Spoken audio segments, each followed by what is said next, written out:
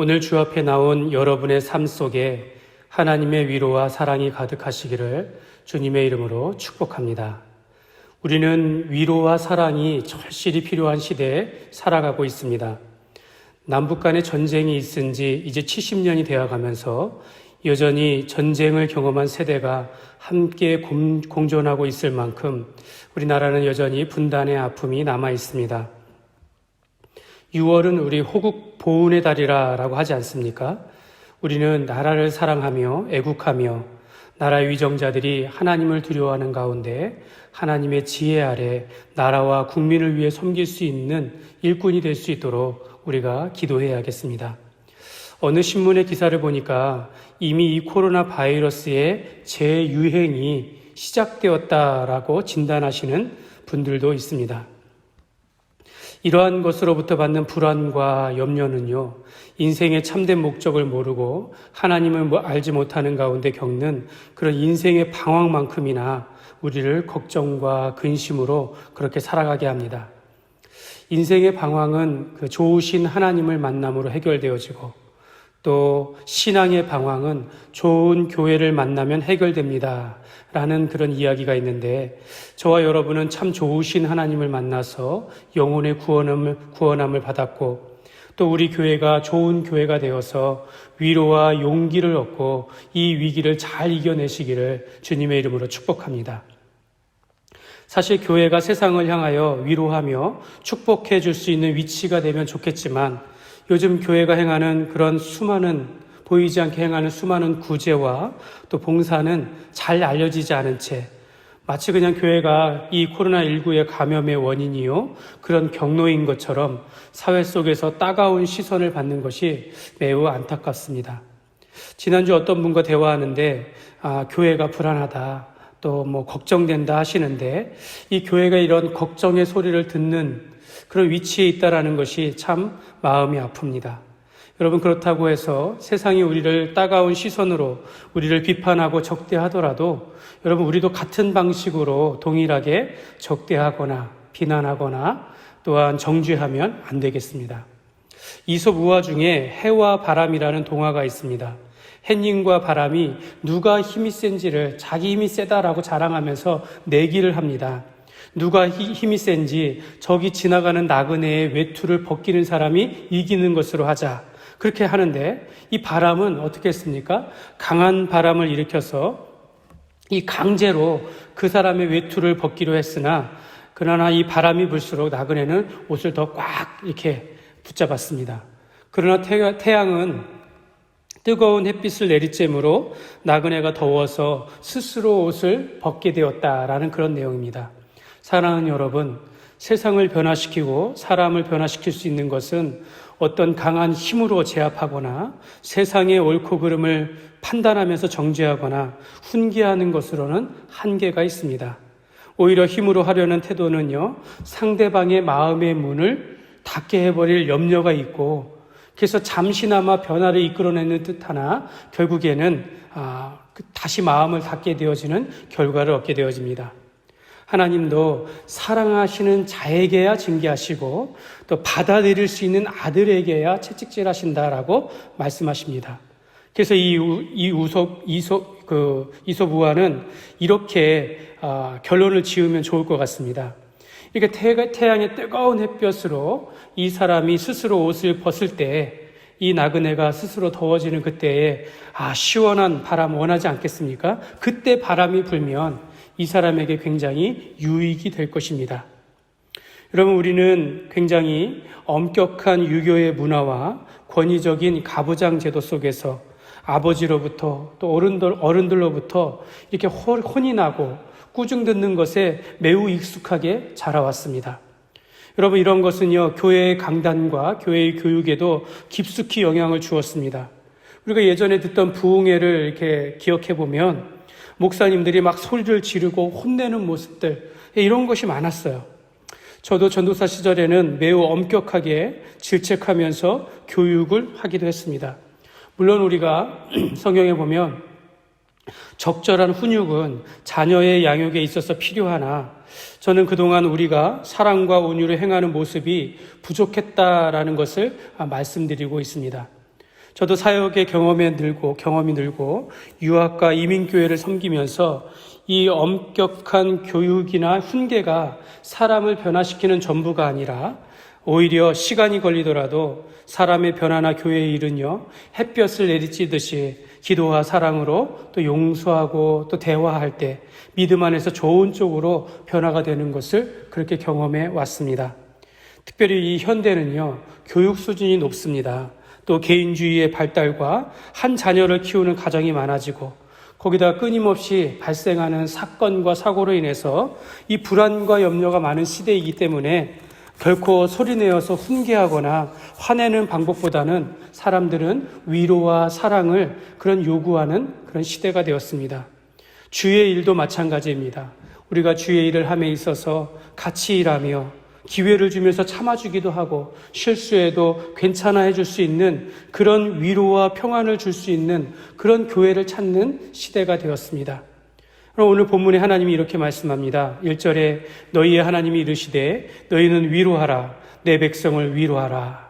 여기서 이 위로하다라는 것은요, 따뜻한 말이나 따뜻한 행동으로 그 사람의 짐을 덜어주는 것을 위로한다라는 그런 뜻입니다.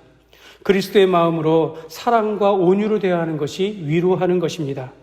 여러분, 위로자 하면 우리 보혜사 성령님 그렇게 생각하지 않습니까? 그러니까 오늘 성령님께서 우리에게 위로하신다라는 말씀입니다. 그러면서 2절 상반절에 이렇게 말씀합니다.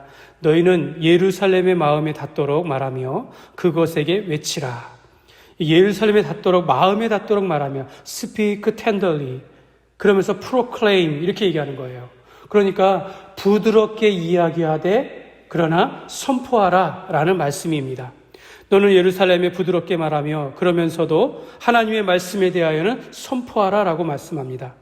주님이 주시는 위로는요, 이렇게 우리의 마음에 와닿도록 감동을 주시면서 말씀하시면서도 진리의 말씀에 대해서는 분명하게 오늘 선포하십니다. 주의 말씀은 이해를 구하는 것이 아니고 선포하는 것이고 전달하는 것입니다. 그러나 성령님은 그 말씀을 잘 받아들이도록 우리 마음을 감동하십니다. 저는 오늘 이 한 설교 가운데 하나님의 말씀 속에 성령의 감동하심이 있기를 기도합니다. 그러면서도 주의 말씀이 우리의 마음을 변화시킬 수 있는 분명한 능력이 될 수 있는 그런 시간이 되기를 주님의 이름으로 축복합니다. 사랑하는 여러분, 여러분은 기도하실 때에 하나님을 아버지여 이렇게 부르시면서 기도합니까? 그리고 아버지라고 부를 때에 그 이미지는 어떻습니까? 무섭고 징계하시는 아버지입니까? 아니면 나의 형편을 잘 아시고 이해하시고 보호하시는, 그렇게 위로하시고 부드럽게 말씀하시는 아버지의 이미지입니까? 여러분, 보통 이 하나님 아버지에 대한 이미지는 성경에서 말씀하시는 그 하나님의 성품을 이해하는 것에 따라서 우리가 이해하는 것이 아니라 보통 우리 육신의 아버지의 이미지와 이렇게 오버랩 시킵니다. 자라오는 과정 속에서 가정의 모습, 부모로부터의 영향과 교육을 인하여 우리 하나님은 그런 하나님이야, 이렇게 우리가 그냥 정형화 시킨다라는 겁니다. 하나님은 공의로우시고 사랑이십니다. 이것이 좋습니까? 아니면 하나님은 사랑이시며 공의로우십니까? 공의로우십니다. 어떤 것을 여러분은 먼저 하나님의 앞에 놓기를 원하십니까? 성경은요, 하나님은 공의로우시다, 사랑이시다, 둘 다 균형 있게 말씀하시지만 여러분, 우리가 처음 예수님을 만났을 때를 생각하면 무조건 하나님의 사랑이 먼저라는 겁니다. 로마서 5장 8절에 보면 우리가 아직 죄인 되었을 때에 그리스도께서 우리를 위하여 죽으심으로 하나님께서 우리에 대한 자기의 사랑을 확증하셨느니라. 여러분, 죄인된 우리를 살리시는 그 아버지 하나님, 철저하게 사랑의 하나님이십니다. 우리는 믿음으로 구원을 받았을 때에 오직 하나님의 사랑만을 기억합니다. 하나님이 나를 위하여 이 땅에 오셨고 나의 죄 때문에 고난과 죽음을 당하셨고 믿음 안에서 우리를 하나님의 자녀를 삼으신 것을 생각할 때마다 하나님의 사랑에 감사할 뿐입니다. 그리고 하나님은요, 죄에 대하여 공의로우신 심판을 행하시는데 그 공의에 대해서는 자기 아들 예수께서 십자가에 못 박히신 것을 대신하여 그의 공의로 삼으셨습니다. 이렇게 하나님의 사랑으로 우리 마음이 충만하고 나서야 성경을 읽고 배워감에 따라서 점차적으로 하나님의 공의로우심과 의로우심을 우리가 깨닫게 됩니다. 오늘 본문의 40장은요, 이와 같이 하나님의 사랑과 위로가 가득한 장입니다. 이사야서는 총 66장으로 되어 있어서 이 66권의 성경의 모형이다라고 말하는 분도 있습니다. 이사야서 1장부터 39장은요, 구약의 말씀처럼 주의 백성들의 범죄에 대한 그 하나님의 그 책망과 심판이 나타나 있습니다. 그리고 40장부터 66장까지는요, 회복과 위로를 주시는데요, 이 땅의 종으로서 오실 그런 그리스도에 대한 그런 풍성한 은혜를 보여주고 있습니다. 그래서 이 39장과 40장 사이에는요, 극적인 내용의 반전이 나타나 있습니다. 39장에 보면 히스기야의 이야기가 나옵니다. 그러면서 너희의 죄악으로 이제 바벨론의 포로로 끌려갈 것이다 라고 이렇게 말씀하고 있어요. 히스기야는요, 북이스라엘을 멸망시킨 그 아수르를 그 18만 5천의 군대를, 그 군사들을 하나의 기도로 물리쳤습니다. 승리를 맛보았습니다. 또한 히스기야는 죽을 병이 걸렸을 때에 하나님 앞에 간절히 기도함으로 말미암아 다시 살기도 한 신실한 왕이었으나 그가 바벨론의 사신들 앞에서 성전의 모든 곡간을 보여주고 또 무기고를 보여줌을 통해서 자기가 자만하고 교만한 모습을 통해서 하나님께서 이와 같이 너희가 이러한 죄악으로 말미암아 너희가 바벨론의 포로로 끌려갈 것이다. 여기에 있는 모든 것이 다 바벨론으로 옮겨질 것이다. 이렇게 말씀하셨습니다. 그러고 나서 40장에, 그러니까 39장에는 이렇게 하나님의 경고와 책망과 포로로 끌려가는 하나님의 심판이 나타나 있는데 이 40장에 와서 하나님은 1절부터 내 백성을 위로하라 하시면서 벌써 다시 돌아와 회복될 것이다 라고 약속하고 있습니다. 여러분, 이렇게 보면 이사야서 40장은요, 짧게 보면 70년 후에 회복될 은혜의 말씀이요, 길게는요, 앞으로 700년 후에 오실 예수 그리스도 안에서 이루어질 구원의 성취와 그 회복을 말씀하고 있습니다. 내 백성을 위로하라 라는 하나님은 우리와 함께 하시는 위로자 성령님, 그래서 오늘도 우리를 위로하시고 우리에게 새 힘을 주실 것을 약속하고 있는 그런 장이라는 것입니다. 저는 오늘의 말씀을 올해의 표어로 삼고자 합니다. 31절 보면 오직 여호와를 앙망하는 자는 새 힘을 얻으리니 독수리가 날개치며 올라감 같을 것이요 다른 박질하여도 곤비하지 아니하겠고 걸어가도 피곤하지 아니하리로다. 새 힘을 얻으리라. 여러분, 이 말씀을 의지하며 남은 올 한 해의 삶을 사시기를 주님의 이름으로 축복합니다. 여러분, 우리가 밖으로는 전혀 예상하지 못하는 이런 코로나 사태로 인해서 불안과 염려가 많습니다. 또한 이 안으로는요, 이제 새로운 목사가 왔다고 해서 리더십의 전환으로 인하여 앞으로 이로 인해서 여러 가지 변화의 시기를 겪게 될 것입니다. 근데 이때 우리는 불안과 염려는 물러가게 되어지고 새로운 변화 위에 새 힘을 얻어서 새 일 행하시는 은혜가 있기를 주님의 이름으로 축복합니다.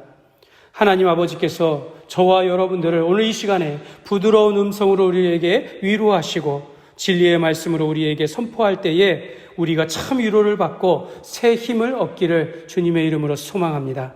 그래서 하나님이 주시는 위로 첫 번째가 바로 노역의 때, 고통의 때가 끝났다라고 주님께서 말씀하십니다. 2절에 보면 너희는 예루살렘의 마음에 닿도록 말하며 그것에게 외치라. 그 노역의 때가 끝났고 그 죄악이 사함을 받았느니라. 여러분, 이 말씀은요, 이중적인 의미를 내포하고 있습니다. 아직 포로로 끌려가지 않은 상태에서 너희는 반드시 그 노역의 때가 끝날 것이다 라는 미래에 대한 약속일 뿐만 아니라 또 한 가지는 이제 모든 노역의 때가 끝났으니 이제 고향으로 가자라는 현재적인 회복의 의미를 가지고 있습니다. 아직 일어나지 않았지만 곧 다가올 노역의 때가 끝나리라는 약속이면서도 현재의 고통의 시간도 이제 끝났다라는 메시지를 주고 있습니다. 여러분, 이것은요, 예수님의 구원과 깊은 연관이 있습니다. 여러분, 구역의 백성들은 장차 오실 예수 그리스도를 믿음으로 바라보면서 살아갈 때에 구원을 받았고 또 오늘을 살아가는 우리들은 2000년 전에 오신 예수님의 고난과 죽으심과 부활을 믿음으로 말미암아 우리가 죄 사함을 받고 오늘 구원을 받았습니다. 히브리서 13장 8절에 보면 예수 그리스도는 어제나 오늘이라 영원토록 동일하시니라. 그러므로 우리가 믿는 예수 그리스도의 그 십자가는 과거나 현재나 미래에 동일하게 역사하는 하나님의 구원과 회복의 능력입니다. 하나님은 우리가 과거의 일에 얽매이지 않기를 원하십니다. 그리고 현재 받은 은혜를 받으며 받은 은혜 안에서 살아가기를 원하십니다. 400년 애굽에서의 살았던 그 이스라엘 백성들은요, 하나님의 구원을 받고도 죽음의 재앙에서 피하여지고 홍해를 건넜음에도 불구하고 곧 닥치는 광야에서의 그 배고픔과 목마름에 불평하고 하나님을 원망하였으며 애굽으로 돌아가자 그랬습니다. 그러나 하나님께서는 오늘을 살아가는 우리는 예수 그리스도의 십자가의 은혜 아래 살아가는 우리는 이전과 이후의 모든 고통과 노역의 때가 끝났음을 말씀하시면서 우리가 현재 받은 은혜 안에 기뻐하며 살아가라라고 말씀하고 있습니다. 여러분, 우리 가운데 풀리지 아니하는 의문과 고통 가운데 있는 분이 계십니까? 우리 삶 속에서 앞이 캄캄하여 주저앉고 싶고 또 포기하고 싶은 때가 우리 앞에 놓일 수 있습니다. 사랑하는 여러분, 이 시간 하나님께서 말씀하시고 선포하기를 원하십니다. 그 노역의 때가 끝났다. 그 고통의 때가 반드시 끝날 것이다. 여러분, 이러한 믿음으로 살아내는 이런 기회의 시간들이라는 것을 아시고 여러분 믿음으로 살아가시기를 바랍니다. 하나님이 이 고통의 때를 주님께서 끝났다라는 말씀을 의지하여 믿음으로 살아가시는 여러분이 되시기를 주님의 이름으로 축복합니다. 둘째로 하나님이 주시는 위로 두 번째는요, 저는 오늘 말씀을 의지하여 이렇게 선포합니다. 여러분 삶 가운데 하나님께서 여러분의 길을 여시는 은혜가 있기를 축복합니다. 3절에 외치는 자의 소리여 이르되 너희는 광야에서 여호와의 길을 예비하라. 사막에서 우리 하나님의 대로를 평탄하게 하라. 하나님께서 우리에게 하나님의 대로를 여실 것을 말씀하고 있습니다. 하나님께서 우리에게 길을 여실 것을 말씀하고 있습니다. 오늘 이 말씀에 보면 두 가지를 생각하게 합니다. 외치는 자의 소리여 하면 우리는 세례 요한을 생각합니다. 또한 그러면서 광야, 사막을 보면 이스라엘 백성들이 지나간 40년 광야의 길을 떠올리게 합니다. 세례 요한은요, 그의 뒤에 오실 예수 그리스도를 맞이할 그런 준비를 한 선지자였지만 결국 그 젊은 나이에 헤롯 왕에 의해서 감옥에서 목이 잘리는 비참한 최후를 맞이하였습니다. 그러나 예수님이 세례 요한을 이렇게 말했어요. 여자가 낳은 자 중에 세례 요한보다 큰 이가 일어남이 없도다 하시면서 그 세례 요한의 그 짧은 인생을 축복하시며 인정해 주셨습니다. 세례 요한은 예수님의 그 길을 준비하며 앞서서 회개하라, 천국에 가까웠느니라 말씀을 선포하였습니다. 나는 물로 세례를 베풀지만 내 뒤에 오시는 주님은 물과 성령으로 너희를 세례를 베풀며 구원을 베풀 것이다 라고 선포하였습니다. 주를 위해 살고 철저히 예수님을 위하여 살았지만 예수님이 그의 삶을 인정해 주실 때 그 인생의 길은 대로가 된 것입니다. 하나님의 그의 인생의 길을 큰 길로 여셨습니다. 하나님이 인정해 주시는 삶이 하나님이 축복하시는 큰 길이 됨을 여러분 믿으시기를 바랍니다. 그런가 하면 출애굽한 백성들이 가나안을 향해 가면서 40년 광야 길을 걸었습니다. 여러분, 이 광야라는 것은 돌밭이고요, 골짜기이며 사막입니다. 그 광야와 사막이 4절에 보니까 골짜기마다 도두어지며 산마다 언덕마다 낮아지며 고르지 아니한 것이 평탄하게 되며 험한 곳이 평지가 될 것이요, 이것이 대로예요. 여러분, 우리는 이 같은 경험을 이미 경험했습니다. 우리는 이곳 용전리가 산이 깎여 낮아지고 물이 메어져 평지가 되어지고 이곳에 하나님의 성전이 세워지는 이런 놀라운 하나님의 축복을 경험하지 않았습니까? 그런데 이 하나님의 대로로 나타나는 것, 바로 이스라엘 백성들이 경험했던 그 험하고 거친 골짜기, 이 사막과 같을지라도 하나님의 백성들이 그 길을 걸을 때, 하나님께서 함께 하시는 증거들이 나타날 때 그 골짜기라 하더라도, 그것이 산이라 하더라도 하나님께서 길을 여심으로 큰 대로가 된다라는 뜻입니다. 하나님은 길을 만드시는 분이십니다. He is way maker. 그러니까 이런 찬양의 가사가 있는데요. 주의 백성들이 시내 산에 거하면서 그곳에서 율법의 말씀을 받으며 하나님의 백성이 되었을 때에 그 산이 거룩한 산이 되었습니다. 이스라엘 백성들이 신 광야를 지나면서 반석 위에서 물이 나왔으며 르비딤에서 아말렉과 전투하면서 모세가 손을 들어 기도할 때에 하나님께서 승리하게 하시는 그런 경험하지 않았습니까? 하나님이 그 이스라엘 백성들이 가는 길마다 하나님께서 역사하시고 하나님께서 함께 하시는 증거들이 넘쳐날 때에 그것이 하나님의 대로가 되었으며 하나님께서 길을 여시는 큰 길이 되었습니다.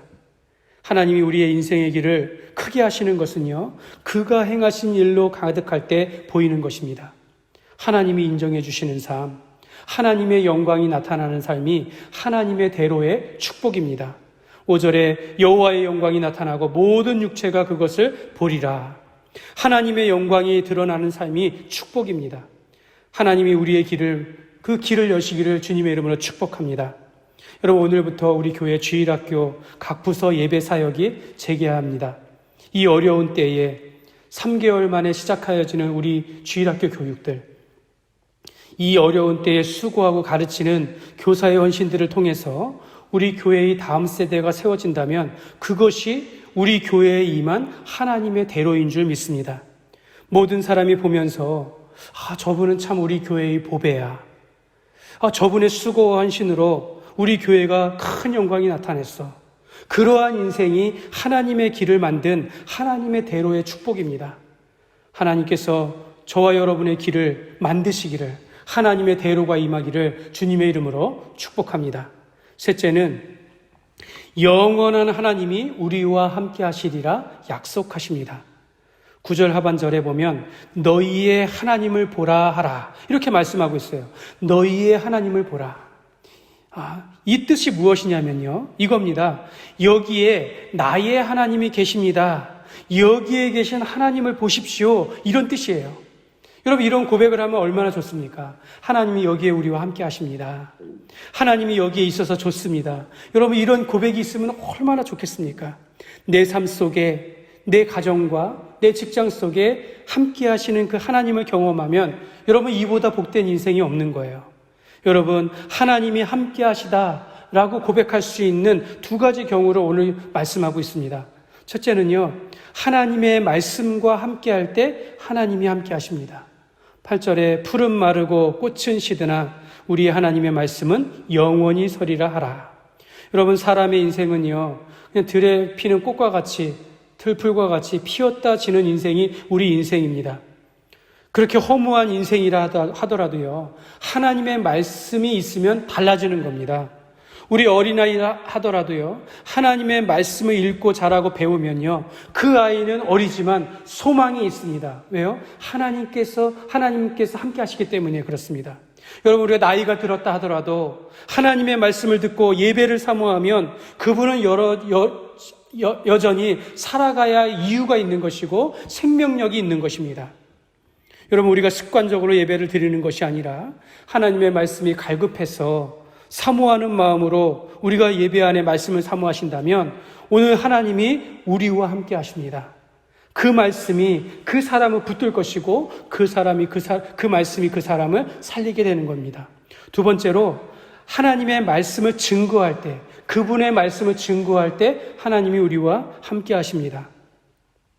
9절에 아름다운 소식을 시온에 전하는 자여 너는 높은 산에 오르라. 아름다운 소식을 예루살렘에 전하는 자여 너는 힘써 소리를 높이라. 여러분, 이렇게 지금도 하나님의 말씀을 증거하는 자가 있습니다. 지금도 주의 말씀에 순종하여 자신의 인생을 거는 분들이 있습니다. 이 남태평양 바누아트라는 오지에서 선교하시는 원천희 선교사님이 계십니다. 그는 그 오지의 그 부족들을 선교하기 위해서 안전지대와 같은 안식처를 다 포기하고 말씀에 순종하여 오지로 들어갔습니다.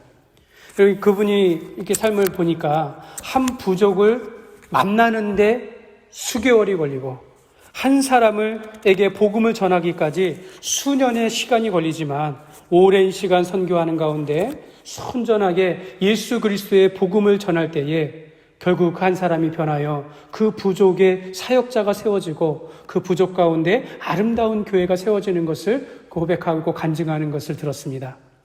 그러면서 그가 말하기를 저는 제가 전하는 복음이 땅끝의 복음이라고 생각합니다. 제가 이 부족들을 다 복음할 때에 말씀을 증거할 때 그때 예수님께서 오시리라 생각합니다. 이렇게 말하는데 얼마나 은혜가 되는지 모르겠습니다. 여러분, 그가 만난 부족 가운데 하나는요, 이미 110년 전에 한 호주의 선교사로부터 복음을 받은 부족이라고 합니다. 그들은 오히려 그때 그 선교사를 후원하여 보냈는데 그분이 누구였냐면 호주 선교사 가운데 맥켄지 선교사라고 이 남쪽 지방 경상도 지방의 한센시 병자들을 치유한 그 의료 선교를 한 선교사라는 겁니다. 이 원천이 선교사가 그 부족을 방문했을 때에 그 부족의 사람들은 110년 전에 우리에게 복음을 전했던 그 선교사님의 뒤를 이어서 오신 하나님이 보내신 선교사다라고 그런 고백을 하는 겁니다. 제가 드리고 싶은 말씀은 이겁니다. 그가 하는 말씀 가운데 이런 고백이 있었어요. 제가 선교를 하면서 목회와 선교는 너무도 다르다 이렇게 말씀하는 걸 제가 들었습니다. 저는 이 말씀이 제게 참 와닿았습니다. 이게 무슨 뜻일까? 목회와 선교는 너무 다르다. 여러분, 뭐가 다릅니까? 마치 목회와 선교는 다르다라는 말 속에 선교는 하나님이 일하시는 현장인 것 같고 목회지는 사람이 일하는 현장과 같다. 저는 처음에 그렇게 들렸어요. 선교는 오직 하나님, 오직 말씀만 붙잡고 하지만 목회는 말씀과 기도는 없어도 되는 것처럼 사람의 인력이 있고 재정이 있고 또 잠시 쉬었다 하여도 다시 될 것 같은 그런 게 목회라고 생각이 들게 합니다. 근본적으로 목회는 말씀 없이도 되는 것 같고 선교는 말씀 없이는 단 한 발짝도 나아갈 수 없다라는 것을 이렇게 생각하게 합니다. 제가 미국에서 목회할 때 거기 계신 목사님들이 이런 말씀을 하셨습니다. 목사님, 이민교회는 선교 현장입니다. 아무리 잘 사는 부유한 미국이라 하더라도 이곳에서는 선교지라는 마음으로 목회를 하셔야 합니다. 저는 그때 깨달았습니다. 한 영혼의 변화를 위해서 오직 말씀과 기도로 선교하는 마음으로 목회를 해야 한다는 것을 저는 그때 깨달았어요. 목회도 선교처럼 오직 하나님 말씀 의지하면서 해야지 사람 보면은 실망하고 낙담할 수밖에 없다라는 것입니다. 사랑하는 여러분, 하나님이 저와 여러분의 삶 가운데 함께 하시기를 원하십니까? 그렇다면요, 여러분의 가정도 또 여러분이 일하는 일터도 또 여러분이 만나는 그 현장 가운데 그곳을 선교지라고 생각하십시오. 그러면 하나님께서 여러분과 함께 하실 것입니다. 말씀이 없으면 말할 수 없다. 기도하지 않으면 내가 일하지 않는다라는 그런 심정으로 우리가 나아갈 때에 하나님께서 말씀 속에서 거하시는 그 하나님을 우리가 만나게 될 것이고 내 삶의 현장 속에서 함께 하시는 그 하나님의 은혜가 있기를 주님의 이름으로 축복합니다. 말씀을 맺겠습니다. 하나님은요, 우리의 형편을 가장 잘 아시고 사랑하시고 눈동자와 같이 보호하시는 위로의 하나님 아버지이십니다. 제가 이전에 설교 중에 이런 말씀을 드린 적이 있습니다. 이 괜찮다라는 말, 이것은 대수롭지 않고 아무렇지도 않다, 아무것도 아니다라는 말이 아니다고, 그런 일이 있을 수 있으니 힘을 내라는 위로와 격려의 말이라고 말씀을 드렸습니다. 하나님이 오늘도 우리에게 괜찮다, 내가 너에게 새 힘을 주리라 라고 말씀하시는 것은요, 주님께서 십자가 위에서 우리가 받을 수 있었던 모든 오해와 배신을 당하시고 또한 아픔을 겪으시면서 우리를 이해하시고 오늘도 너는 괜찮다, 내가 내게 함께하는 그 은혜와 힘을 얻으라라고 말씀하며 약속하고 있습니다.